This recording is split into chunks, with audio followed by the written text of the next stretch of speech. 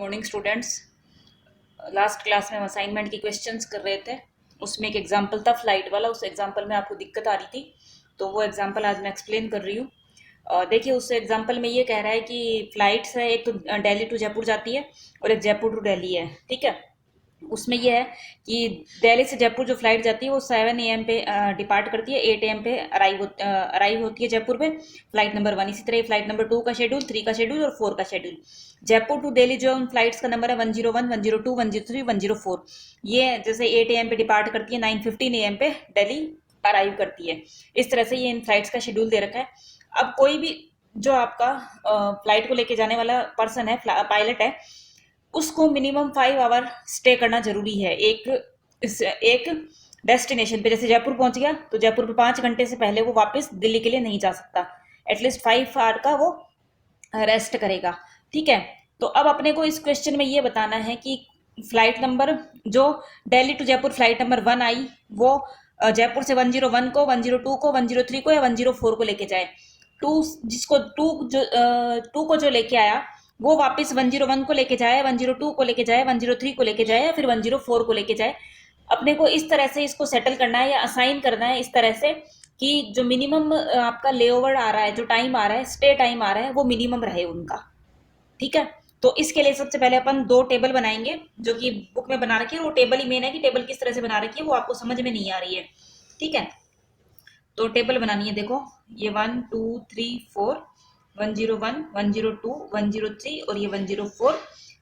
ठीक है, और ये दिल्ली बेस्ड।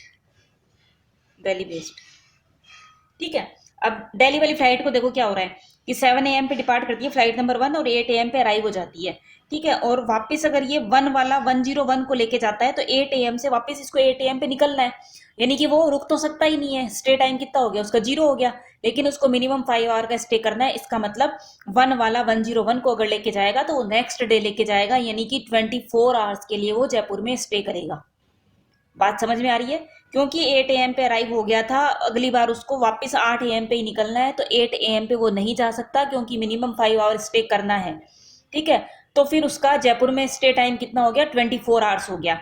ठीक है, यहाँ पे हम कितना लिखेंगे, 1 वाला अगर 101 को लेके जाता है तो उसका स्टे टाइम कितना आ गया आपका, 24 आवर्स आ गया।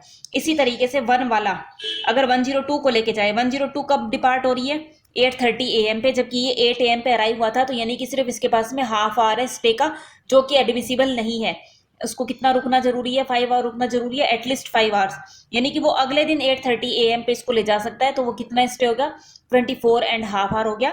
तो हम लिखेंगे कि 1 वाला अगर 102 को लेके जाएगा तो 24.5 इसका स्टे हो गया।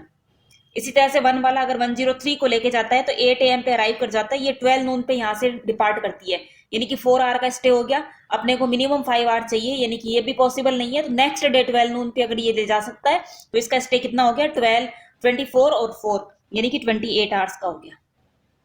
इसी तरीके से 8 AM पे ये इसने अराइव किया और ये 5:30 PM पे यहाँ पे डिपार्ट हो रहा है, तो 8 AM से 5:30 PM तक अपने कितने आवर्स हो गए, 4 और 5 9 आवर्स, 9 आवर्स और 30 मिनट्स हो गए, या 9.5 आवर्स हो गए।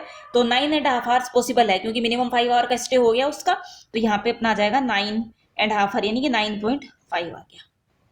9.5 का मतलब क्या, 9.5 आवर, 24.5 का मतलब है 24 आवर एंड 30 मिनट्स। क्लियर? इसी तरीके से 2 वाले को देखो कि 2 वाला 8 AM पे डिपार्ट करता है, 9 AM पे जयपुर पहुंच जाता है। अब 2 वाला 9 AM पे आ गया, अगर वो 101 को लेके जाता है तो 8 AM तो पहले ही हो गया, यानी कि नेक्स्ट डे 8 AM पे लेके जाएगा, तो 9 AM से नेक्स्ट डे 8 AM तक उसका कितना स्टे हो गया, 23 आवर्स का। तो इसका स्टे कितना आ गया, 23 आ गया। इसी तरीके से ये 9 AM पे अराइव कर चुका था, अगर ये इसको 8:30 AM पे लेके जाता है तो उसका स्टे कितना हो गया, 23.5 आवर। इसी तरह ये 9 AM वाला 12 नून वाली को 103 को लेके जाता है तो इसका 3 आवर्स का ही हुआ, तो 3 आवर्स पॉसिबल नहीं है, तो इसमें 24, यानी कि नेक्स्ट डे 12 नून पे जाएगा, तो 3 एंड 24 27 आवर्स हो जाएंगे इसके। फिर ये 9 AM वाला 5:30 PM पे ले जा सकता है, 9 AM से 5:30 PM देख लो, 3 एंड 5 8.5 आवर हो गया, तो 8.5 आ गया। समझ आ रही है बात? सिमिलरली जो फ्लाइट नंबर 3 वाला है वो 101 को लेके जाएगा, तो देख लो कितना आ रहा है, अपना कैलकुलेट कर लो आवर्स को। तो ये 2:30 PM पे अराइव हो जाता है जयपुर। 2:30 PM से अगर ये 8 AM पे लेके जा रहा है उसको नेक्स्ट डे, तो कितना स्टे हो गया, 17.5 आवर का। फिर इसी तरह 2:30 PM वाला अगर इसे 8:30 AM वाली को लेके जाता है तो 18 आवर्स का स्टे हो गया। 2:30 PM पे अराइव हुआ, 12 नून पे डिपार्ट हो रहा है, तो अगले दिन 12 नून पे डिपार्ट करेगा तो 21.5 आवर का स्टे हो जाएगा। इसी तरह 2:30 PM पे आया, इसको 5:30 PM पे जाना है, तो सेम डे पॉसिबल नहीं है, 3 आवर्स का स्टे हुआ, तो नेक्स्ट डे लेके जाएगा ये कितने, नेक्स्ट डे 5:30 PM पे जाएगा तो टोटल कितने आवर्स का स्टे हो जाएगा, 27 आवर्स का। इसी तरीके से ये 6:30 PM पे वहां से डिपार्ट हुई, 7:30 PM पे अराइव हो गई। 7:30 PM पे 4 वाला जो आया, 4 को जो लेके आया, वो अगर 101 को लेके जाता है तो 7:30 PM से नेक्स्ट डे 8 AM तक कितने हो जाएंगे, 12 एंड हाफ आवर। इसी तरह 7:30 PM से 8:30 AM तक कितना हो जाएगा आपका, 13 आवर्स। 7:30 PM से 12 नून तक ये हो जाएगा आपका 16.5 आवर्स, और 7:30 PM से नेक्स्ट डे 5:30 PM तक हो जाएगा 22 आवर्स। ये क्लियर है आप लोगों को कि 1 वाला 101 को लेके जा रहा है, 1 वाला 102 को लेके जा रहा है, 103 से और 104 से। इसी तरह 2 वाला 101 को, 2 वाला 102 को, 2 वाला 103 को और 2 वाला 104 को। Is that clear? अब देखिए कि ये तो दिल्ली बेस्ड था, अब अपन जयपुर बेस्ड की टेबल बनाते हैं। जयपुर बेस्ड, जयपुर में कौन कौन सी फ्लाइट्स है, 101, 102, 103, 104। ये 8 AM पे जैसे डिपार्ट हो रही है, 9:15 AM पे दिल्ली अराइव हो जाती है, तो ये 101, ये 102, ये 103, 104, ये 1, ये 2, ये 3 और 4। अब देखिए जयपुर से 101 जो थी वो 8 AM पे डिपार्ट करी, 9:15 AM पे दिल्ली अराइव हो गई। अब दिल्ली से तो फिर 7 AM पे आपकी फ्लाइट चलती है 1, तो 101 अगर दिल्ली पहुंच के 1 नंबर फ्लाइट को वापस लेके आता है अगले दिन, ठीक है, तो कितने आवर्स का स्टे हो जाएगा इसका, 21 आवर एंड 45 मिनट्स का, तो 21.75 आवर लिख दो इसको। इसी तरह 101 वाला अगर 2 नंबर फ्लाइट को लेके डिपार्ट करता है, तो 101 वाला 9:15 AM पे पहुंचा था और यहाँ से दिल्ली से वापस 8 AM पे डिपार्ट करेगी, तो 9:15 AM से 8 AM तक का स्टे आवर कितना हो गया, 22.75, यानी कि 22 आवर्स एंड 45 मिनट्स हो गया। ठीक है, इसी तरह 9:15 AM पे यहाँ पे अराइव हुआ और 1:30 PM पे लेके जा रहा है, तो 9:15 AM से 1:30 PM तक आपके 5 आवर्स हो नहीं रहे, तो इसका मतलब नेक्स्ट डे 1:30 PM पे लेके जाएगा तो उसका स्टे हो जाएगा 28 आवर एंड 15 मिनट्स, यानी कि 28.25। ठीक है, फिर इस तरीके से 9:15 AM पे ये अराइव किया, 6:30 PM पे ये लेके जाएगा तो वो सेम डे 5 आवर से ज्यादा हो जाएगा, 9 आवर एंड 15 मिनट्स हो जाएगा, तो 9.25 आ जाएगा। क्लियर है? आई थिंक अब टेबल बनानी समझ में आ गई है। टेबल अगर आ गई तो उसके बाद में अपने को कोई दिक्कत नहीं आने वाली है। 102 पे देखो, 102 क्या कर रहा है, 8:30 AM पे जयपुर से डिपार्ट करी और 9:45 AM पे वहां पे पहुंच गई। ठीक है, तो 9:45 AM पे पहुंच गई, अब नेक्स्ट डे 7 AM पे लेके जा सकता है इसको, तो 9:45 AM से नेक्स्ट डे 7 AM तक उसका स्टे कितना हो जाएगा, 21.25, यानी कि 21 आवर्स एंड 15 मिनट्स। इसी तरीके से 9:45 AM पे पहुंच गया था, इसको जाना कब है, अगर 2 को लेके चलता है, ये 102 वाला 2 को लेके दोबारा फ्लाइट में जाता है तो 8 AM हो गया, 8 AM तक इसका कितना स्टे हो जाएगा, 22 आवर एंड 15 मिनट्स, यानी कि 22.25। इसी तरीके से ये 102 वाला अगर 3 को लेके जाता है तो 9:45 AM से 1:30 PM सेम डे नहीं जा सकता, तो इसका कितना हो जाएगा, 102 का 3 को लेके जाएगा तो नेक्स्ट डे 1:30 PM पे लेके जाएगा तो 27 आवर एंड 45 मिनट्स, यानी कि 27.75 आ जाएगा। इसी तरीके से 102 वाला 9:45 AM से 6:30 PM तक टोटल कितना हो जाएगा, 8 आवर एंड 45 मिनट्स, यानी कि 8.75। Is that clear? इसी तरीके से फिर 103 का 1 से 103 ये है, 1:15 PM पे अराइव कर गई, फिर इनके साथ में इसकी कैलकुलेशन करो तो मैं लिख देती हूँ, ये आएगा 17.75, 18.75, 24.25 और 5.25। इसी तरीके से 104 6:45 PM पे दिल्ली पहुंच जाता है, फिर अगर फर्स्ट सेकंड थर्ड और फोर्थ को लेके जाएगा तो इनका स्टे आवर्स हो जाएगा 12.25, 13.25, 18.75 और 23.75। तो आपको ये ध्यान रखना है कि मिनिमम 5 आवर का स्टे होना चाहिए, अगर 5 आवर का स्टे नहीं हो रहा है तो फिर आप उसको नेक्स्ट डे ही ले जा सकते हो, तो नेक्स्ट डे तक के लिए 24 आवर्स उसमें ऐड हो जाएंगे। ये दोनों टेबल समझ में आ गई, कोई दिक्कत नहीं है। अब ये तो हो गया कि दिल्ली बेस्ड वाली जब लेके जा रही है और ये जयपुर बेस्ड वाली, अब इन दोनों में से जो मिनिमम टाइम लेगा लेओवर जो है वो मिनिमम स्टे जो होगा वही अपने को लेना है, तो अब अपन एक इनकी कंबाइंड टेबल बनाते हैं। ये 101, 102, 103, 104, ये 1, ये 2, ये 3 और ये 4। अब इनमें से अपने को मिनिमम देखना है कि ये 24 है और ये 21.75 है, तो ये क्या आ गया 21.75। अब जयपुर बेस्ड के लिए अपन क्या करेंगे, स्टार लगा लेंगे ताकि दोनों में फर्क आ जाए कि हमने यहाँ से लिया था या यहाँ से लिया था। जयपुर बेस्ड वाली को लिया है, दिल्ली बेस्ड वाली को लिया है, ये अपने को चेक रखना, ध्यान रखना है। फिर सेकंड में जैसे 21.25 है, ये 24.5 है, तो कितना आ जाएगा 21.25 आ जाएगा। फिर 17.75 है, 28 है, तो 17.75 आ गया। 12.25 है, 9.5 है, तो 9.5 आ गया। इधर से जो भी लिया है उन पे स्टार लगा देना। फिर 23 है, 22.75 है, तो ये 22.75 इस पे स्टार। 22.25, 23.5, तो 22.25 ये स्टार। 18.75 ये स्टार। 13.25 और 8.5 है, तो 8.5। फिर ये 17.5, फिर ये 18। मिनिमम देखते जाओ सब में कंपेयर करके। 21.5, फिर ये 18.75 और ये इस पे स्टार क्योंकि इधर से आया है, ठीक है। और फिर आप देखो 9.25, 12.25, 9.25 इस पे स्टार। फिर 8.75 और 13, तो 8.75 ये स्टार। 5.25 ये स्टार और ये 22। यहाँ तक क्लियर है? ठीक है, यहाँ तक किसी को कोई दिक्कत नहीं है। अब देखो क्या करना है, नेक्स्ट एक स्टेप हो रहा है, बाकी का काम अपन यहाँ पे कर सकते हैं। अपन यहाँ अपन क्या करेंगे कि पॉइंट्स में चल रहे हैं, अब आर्ट्स है और फिर पॉइंट में चल रहे तो दिक्कत करेंगे ना। तो देखो कि हम ये कहते हैं कि 1 आवर की एक 4 यूनिट लेते हैं, 15 मिनट्स की 1 यूनिट मान लेते हैं, 15 मिनट्स इक्वल टू 1 यूनिट। तो 1 आवर में कितनी हो जाएगी, 4 यूनिट हो जाएगी। 0.25 आवर में कितनी हो जाएगी, 1 यूनिट। 0.25 आवर का मतलब कितना है, 15 मिनट्स, 1/4 आवर। और 0.5 आवर का मतलब 2 यूनिट्स। 0.75 आवर का मतलब 3 यूनिट्स और 1 आवर का मतलब 4 यूनिट। इसको क्या करते हैं अपन, और फ्रैक्शन जो आ रहे हैं अपन पॉइंट्स में आ रहे हैं उनको इंटीजर में कन्वर्ट कर लेते हैं इस तरीके से। तो देखो इंटीजर में जब अपन कन्वर्ट करेंगे तो देखो क्या बनेगा अपने पास में, 101, 102, 103, 104 और ये 1, 2, 3 और ये 4, ठीक है। चलिए अब इनको कन्वर्ट कर देते हैं अपन। देखो 21.75 है, तो 21 आवर का कितना हो गया, 21 इंटू 4 84 हो गया, और फिर 3 यूनिट्स तो 87 आ गया। 22 है तो 88 और 3 91। फिर 17.5 है तो 17.5 का कितना हो जाएगा 68 और 2 70। फिर 9.25 है 36 और 1 37। फिर 21.25 है तो 21.25 का कितना हो जाएगा 84 और 89। जिन पे स्टार है उन पे स्टार लगा देना वापस, वो अपने को लास्ट में ध्यान रखना है। फिर 22.25, 22.25 है तो कितना हो जाएगा 88 89, सॉरी ये 84 और 85 और ये 89। और उसके बाद में 18 है तो 72, 8 है, 8 का मतलब हो गया 8 4 जा 32 और 3 35। फिर 17 है तो 68 और 3 71। फिर 18.75 है तो 72 और 3 75।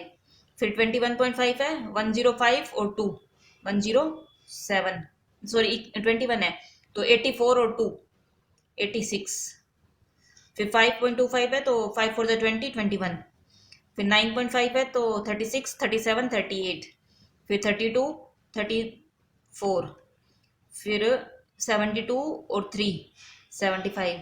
और फिर 22 है तो 4 सॉरी 22 है ना 88, ये आ गया। ये फाइनल टेबल बन गई है। इस टेबल पे अपने को असाइनमेंट लगाना है। मेन अभी तक तो काम क्या था, टेबल बनाना था। ये अपनी ऑप्टिमाइज अपने मिनिमम लेआउट के हिसाब से टेबल बनी है कि 101 वाला 1 को लेके, ये स्टार वाला क्या है, स्टार का मतलब इधर से लिया था अपन ने, इधर का मतलब क्या है कि 101 वाला 1 को लेके जाएगा, जयपुर वाला जो है वो फिर दिल्ली वाली को लेके जाएगा, तो उसको कम टाइम लगेगा। क्लियर है? ये टेबल बन गई। इसके बाद में अब इस पे आपको असाइनमेंट लगाना है और ऑप्टिमल सॉल्यूशन फाइंड करना है। क्लियर है? जो भी हम मिनिमाइज या मैक्सिमाइजेशन करते हैं उसी को हम बोलते हैं कि जो हमारा रिजल्ट आता है फाइनली वो हमारा ऑप्टिमल सॉल्यूशन होता है। Is that clear? ठीक है, तो ये क्वेश्चन अब आगे कंप्लीट कर लीजिए, एग्जाम्पल है, आपको समझ में आ गया होगा।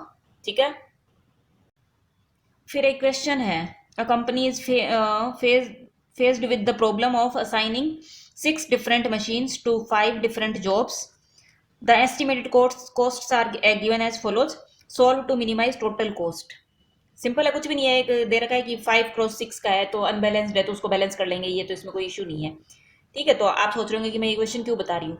देखो, सबसे पहले तो ये अपना क्वेश्चन गिवन था, इसको अपन क्या करेंगे, क्योंकि ये 5x6 का है तो 1 2 3 4 5 और सिक्स डमी कॉलम ऐड कर दिया है मैंने, 1 2 3 4 5 और ये 6, तो ये 6x6 का बन गया अपना।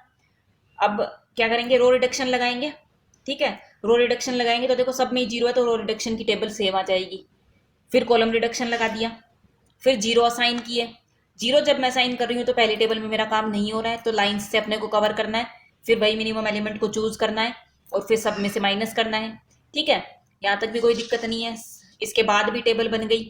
ठीक है, इस टेबल के अंदर भी जीरोज असाइन नहीं हो रहे हैं। जीरोज असाइन कैसे करने हैं आपको पता है ना, चेक करके देखना है कि अगर किसी भी एक रो में जीरो असाइन नहीं हो पा रहा है, बॉक्स नहीं बन पा रहा है या स्क्वायर नहीं बन पा रहा है, तो हम आगे लाइन से कवर करते जाएंगे। तो इस टेबल में नहीं हो रहा, इस टेबल में नहीं हो रहा। उसके बाद फोर्थ टेबल आ गई, 1 2 3, फोर्थ टेबल में भी हमारा काम नहीं हो रहा। फिर मेरी लास्ट में उस फिफ्थ 1 2 3 फोर्थ टेबल में जब मैंने लाइन से कवर किया उसके बाद में मेरी ये टेबल बन गई। ठीक है, तो यहाँ तक की टेबल्स बनाने का काम तो आप कर सकते हो, कोई दिक्कत नहीं है। अब इस टेबल में देखो नया क्या है। इस टेबल के अंदर देखो कि सबसे पहले इसमें 2 है तो इसको नहीं असाइन किया, इसको नहीं किया। चलो इस टेबल को मैं एक बार थोड़ा सा आपको दोबारा करके दिखा देती हूँ ताकि आपको समझ में रहेगा। इस टेबल को मैं दोबारा नोट करके इसमें कैसे करना है ये मैं बता देती हूँ।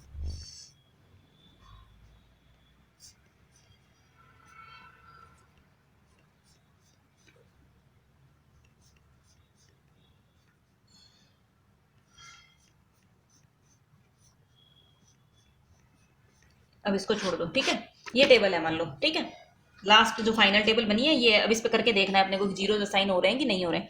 इसमें 2 जीरो नहीं करेंगे, इसमें 3 जीरो नहीं करेंगे, इसमें 4 है नहीं करेंगे। सबसे पहले इसमें 1 जीरो है तो इस रो में इस जीरो को अपन असाइन कर देंगे। जैसे ही इस जीरो को असाइन करेंगे ये कट और ये कट। फिर इसमें कितने आ गए, 4 आ गए, नहीं करेंगे। इसमें 1 जीरो है, इसको साइन कर देते हैं, इसको साइन करते ही ये कट हो गया। ठीक है, रो वाइज तो सब देख लिया करके। अब कॉलम वाइज चलते हैं। इसमें ज्यादा है एक से, इसमें भी एक से ज्यादा है, इसमें हो ही गया, इसमें है नहीं, इसमें 2 है। 1 सेकेंड, या अभी अपना काम हो नहीं रहा है। अब देखिए कि अपने पास में अभी तो चॉइसेस पड़ी है। अब इस केस में ये होगा कि यहाँ पे देखो इसमें भी ज्यादा है एक से, इसमें भी एक से ज्यादा है, इसमें भी एक से ज्यादा बच रहा है और इसमें भी एक से ज्यादा बच रहा है। तो अपन क्या करते हैं कि एक बार के लिए मैं मान लेती हूँ कि मैंने इसको ये दिया। ठीक है, मैंने क्या किया, इसको दे दिया, इसको असाइन कर दिया तो ये कट हो गया, ये कट हो गया तो ये असाइन हो गया, ये असाइन हो गया तो ये कट गया, ये भी कट गया। ठीक है, यहाँ तक ठीक है। इसको जब असाइन कर दिया था तो ये भी कट गया और ये भी कट गया। क्लियर है। अब देखो कि फिर जो बच रहे हैं, एक तो ये वाली बच रही है और एक ये वाली बच रही है। इनमें अगेन 2 2 की चॉइस है अपने पास में। तो अगर मैं इसको देती हूं तो ये कट जाता है और ये कट जाता है, तो ये बन जाता है और ये कट जाता है। अब गिनो 1 2 3 4 5 और 6 हो गए। यानी कि मैंने 1 को फोर्थ दिया, 1 2 3 4, 2 को 1 दिया और 3 को फिफ्थ दिया, 4 को थर्ड दिया, फिफ्थ को सेकंड दिया और सॉरी फोर्थ को सेकंड दिया, नहीं नहीं सिक्स्थ, सॉरी हाँ, और सिक्स्थ को सिक्स्थ दिया। अब देख लो 1 2 3 4 5 6 हो गया, 4 1 5 3 2 6 हो गए, असाइन हो गया। अब यहाँ पे देखो कि ये जब था, अभी जो मैंने ये क्या किया था, ये बन गया था, ये तो बन गए थे अपने। यहाँ पे मैंने इस जीरो को दिया था, अगर मैं इस जीरो को ना देके इस जीरो को देती तो ये कट जाता, ये कटता तो ये बन जाता और ये बन जाता तो ये कट जाता। समझ आ रही है बात। यानी कि ए को 4, 1 को 4 दिया, यहाँ पे 2 को जब पहले 1 दिया था, 2 को मैं क्या करूं, दूसरी चॉइस थी तो 2 को 2 दिया और 3 का तो कोई दिक्कत ही नहीं है, 3 को तो 5 है। जैसे ही 2 को 2 दूंगी तो जो आपका फिफ्थ है इसको 2 नहीं देंगे अपन, फिफ्थ को कितना देंगे, 1 देंगे। तो फिफ्थ को 1 दे दिया, 4 का 3 था ही अपना और 6 का 6 था ही अपना। ठीक है, ये 2 चॉइस आ गई अपने पास में। अब देखो कि इनसे अपना क्या होगा, ऑप्टिमल सॉल्यूशन जो आएगा, यानी कि जो कॉस्ट आएगी इन दोनों में, आप फोर्थ प्लेस पे यहाँ पे क्या कॉस्ट है, यहाँ पे क्या कॉस्ट है, यहाँ पे कितनी है, इनको ऐड करोगे आप कॉस्ट को, तो क्या होगा, कॉस्ट सेम आएगी, यानी कि 1/4 पोजीशन पे, 2/1 पे, 3/5 पे, 4/3, 5/2 और 6/6 पोजीशन की कॉस्ट को ऐड करो। इधर 1/4, 2/2, 3/5, 4/3, 5/1 और 6/6 पोजीशन की कॉस्ट को ऐड करो। कॉस्ट क्या आएगी आपकी? सेम आएगी। इसका मतलब कि अपने पास में असाइन करने की दो चॉइसेस हैं। बात समझ में आ रही है आपको? सेम यही काम यहाँ पे देखो, अपने पास में शुरू में दो ऑप्शन थे। इस जीरो को न करके अगर मैं इस जीरो को असाइन करना चाहूं तो क्या होगा? देखो मैं लेती हूँ एक, ये लिया, दोबारा बनाओ इस टेबल को। 0.5 1 1 0 1, ये कुछ नहीं है, 1 0 0 3, फिर 0 0.5 0 1 2, फिर 0.5 0 0 0 1, फिर 0.5 1 0 1 1.5 1 0 0 0 0 2 0 2 2 2 1 2 0, ये है। अब देखो कि वापस अपन देख लेते हैं कि ये अपन पहले बना चुके थे, इन तीन को तो ऐसे कैसे साइन कर देते हैं क्योंकि ये तो हमारी यूनिकली, चलो ये दोबारा ही देख लेते हैं। चॉइस क्या है? ये नहीं है, ये नहीं है, पहले इस पे बनाया, ये कट गया, ये कट गया, ठीक है, सॉरी गलत बना दिया, हाँ ठीक है ठीक है राइट। फिर इस पे बनाया तो ये कट गया, ठीक है, और फिर कॉलम वाइज कुछ हो नहीं रहा है। अब अपन ने क्या लिया था? इस पे लिया था, इस पे ले लूं मैं तो ये कट जाएगा, इस पे लेते ये कट जाएगा, ठीक है।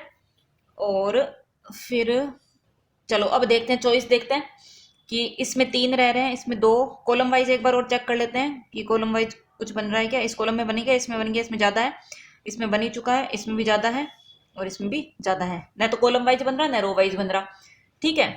अब फिर अपने पास में चॉइस आ जाएगी कि मैं इस जीरो को लूँ, इस जीरो को लूँ या इसको लूँ, या दो वाले के अंदर लेके देख लो कि मैं ये लिया या ये लूँ, ठीक है। तो इस तरह से इतने ज्यादा जब जीरो आ जाते हैं तो उसके अंदर अपनी चॉइस भी बन सकती है। चॉइस से फिर अपने को लास्ट में ये है कि अगर आप अलग अलग चॉइस ले रहे हो तो मिनिमम कॉस्ट या मैक्सिमम अगर प्रॉफिट आ रहा है तो वो सेम आना चाहिए। ऐसा नहीं है कि वेरिएशन आ जाए और आप कह दो कि असाइनमेंट असाइन हो गया है, ऐसा नहीं हो सकता। चॉइस का मतलब कि जैसे मैंने इसको ले लिया, पहले इसको ले लिया तो इनको काट दो, ये कट गया, ठीक है, ये भी कट गया, अब ये कट गए तो इस रो में सिर्फ यही बचा है, ये बन गया, तो ये कट गया, ये कट गया, तो ये बन गया। 1 2 3 4 5 6 ये आ गया, यानी कि 1 को 5th दो, 2 को 1 दो, 3 को 4 दो, 5 को 3 दो, 4 को 3 दो, 5 को 2 दो और 6 को 6 दो, और फिर उनकी कॉस्ट ऐड करो, वो सेम ही आनी चाहिए जो कि पिछले वाले ऑप्शन से आई थी। तो ये है अपना कि मल्टीपल चॉइस अपने पास में आ जाती है या मल्टीपल अपने पास में वे आ जाते हैं जिस वे से हम असाइन कर सकते हैं। Is that clear? तो ये क्वेश्चन बताने का मेरा टारगेट यही था कि मैं एक से ज़्यादा जब ऑप्शन अवेलेबल होते हैं तो मैं बताना चाह रही थी किस तरह से आपको सिलेक्शन करना है। और भी क्वेश्चन आएंगे एक्सरसाइज के जिसके अंदर इस तरह की प्रॉब्लम आएगी, उन क्वेश्चंस को करके देखना।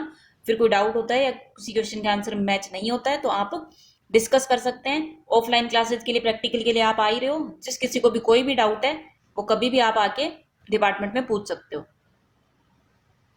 क्लियर?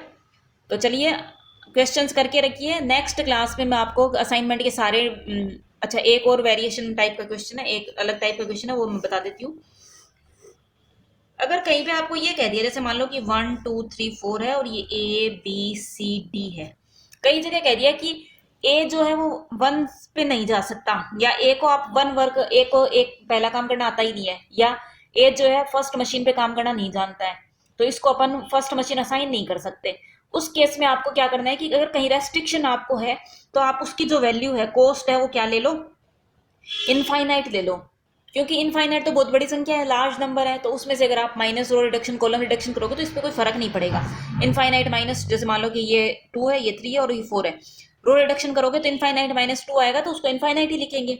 इसी तरह अगर बी आपका थर्ड मशीन पे काम नहीं कर सकता है, बी का थर्ड के लिए रेस्ट्रिक्शन है, तो उसको इनफाइनाइट ले लेना है। हालांकि ऐसा क्वेश्चन आता नहीं है लेकिन फिर भी बता देती हूँ कि अगर कहीं रेस्ट्रिक्शन है तो उसकी कॉस्ट को आप क्या ले लो, इनफाइनाइट ले लो। या कई बार जैसे डैश लगाया हुआ आ जाता है तो आप सोचो कि डैश की जगह क्या करेंगे, डैश का मतलब यही है कि ये रेस्ट्रिक्टेड है, ये यहाँ से यहाँ नहीं जा सकता, या इसको ये अपन असाइन नहीं कर सकते, तो उसकी जगह फिर आप क्या करो, वैल्यू इनफाइनाइट ले लो।